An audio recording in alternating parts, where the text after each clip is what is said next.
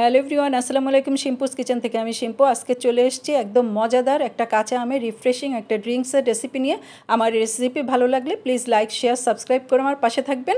আর ছোট্ট একটা টিপস আজকের আপনাদের সাথে আমি শেয়ার করব।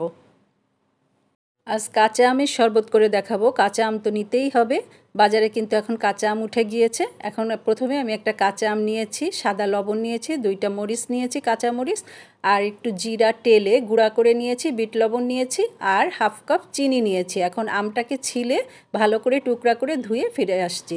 এখন আমটাকে ছিলে একদম সুন্দর করে ধুয়ে নিয়ে এসেছি। এখন একটা ব্লেন্ডার নিয়ে আমি ব্লেন্ডারে সব কিছু একে একে দিয়ে দিব।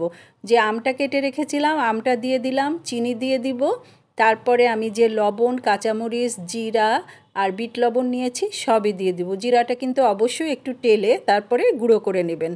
এখন সব কিছু দেওয়ার পরে সুন্দর করে ব্লেন্ড করে নিলেই কিন্তু আমার একদম কাঁচা আমের শরবতটা রেডি হয়ে যাবে। তবে আমি এখানে প্রায় 1 গ্লাস পানি দিচ্ছি প্রথমে, আমি বেশি পানি দিচ্ছি না।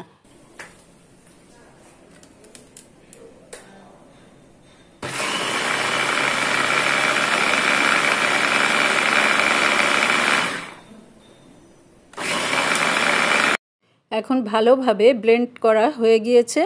আর আমি প্রথমে কিন্তু ঠান্ডা একদম 1 মগ পানি দিয়েছিলাম। এখন আবারও 1 মগ পানি দিয়ে ভালো করে এটাকে আমি মিশিয়ে নিব। আর আমি সার্ভিং গ্লাস নিয়েছি, আমি প্রথমে বরফ দিয়ে দিলাম। যেহেতু প্রচণ্ড গরম, ঠান্ডা পানি দিয়ে করলেও যদি ড্রিঙ্কসটা বরফ দিয়ে পরিবেশন করা হয় তাহলে কিন্তু আরও মজা লাগে খেতে। আর এখন বরফ দেওয়ার পরে আমি প্রতিটা গ্লাসে নিলেই হয়ে গেল আমার একদম রিফ্রেশিং কাঁচা আমের শরবত। আর এই গরমে এই শরবতটা যদি খাওয়া হয় তাহলে একদম সারা দিনের ক্লান্তিটা দূর হয়ে যায়। আর আমার এই রেসিপি যদি আপনাদের ভালো লাগে প্লিজ লাইক, শেয়ার, সাবস্ক্রাইব করতে ভুলবেন না। আর সবার আগে রেসিপি পেতে বেল বাটনটা ক্লিক করবেন। বলেছিলাম একটা টিপস শেয়ার করব। এই আলুটা দেখে সবাই হয়তো চিনতে পাচ্ছেন। অনেকে মিষ্টি আলু বলে, অনেকে বলে আবার পোড়াই খাওয়া আলু। যে যেটাই বলেন না কেন, আমরা আসলে এই আলুটা লাকড়ির চুলায় যখন রান্না হয়, রান্না করার পরে যে আগুন থাকে সেই আগুন দিয়ে সাধারণত পোড়াই খেয়ে থাকি। অসাধারণ লাগে আগুনে পোড়ালে। এইটা আমরা আসলে এখন কারো বাসায় লাকড়ির চুলা নাই, বেশিরভাগ সবার বাসায় গ্যাস।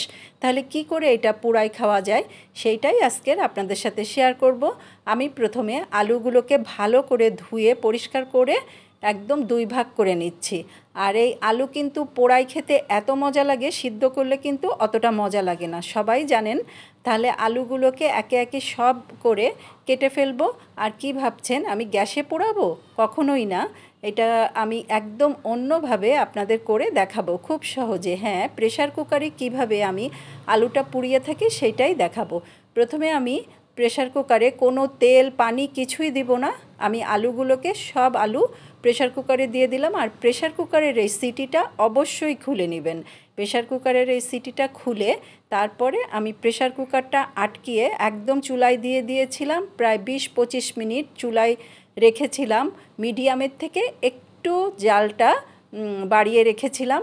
আর প্রায় 25 মিনিট পরে আমি প্রেশার কুকারটা নামিয়েছি। আলুগুলো এত সুন্দর সিদ্ধ হয়েছে আর এত ভালোভাবে পোড়া পোড়া একটা ফ্লেভার এসছে, এটা না খেলে কেউই বুঝবেন না।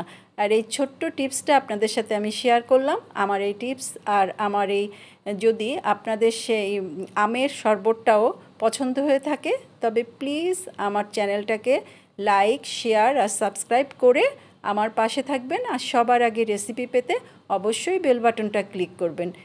আল্লাহ হাফেজ।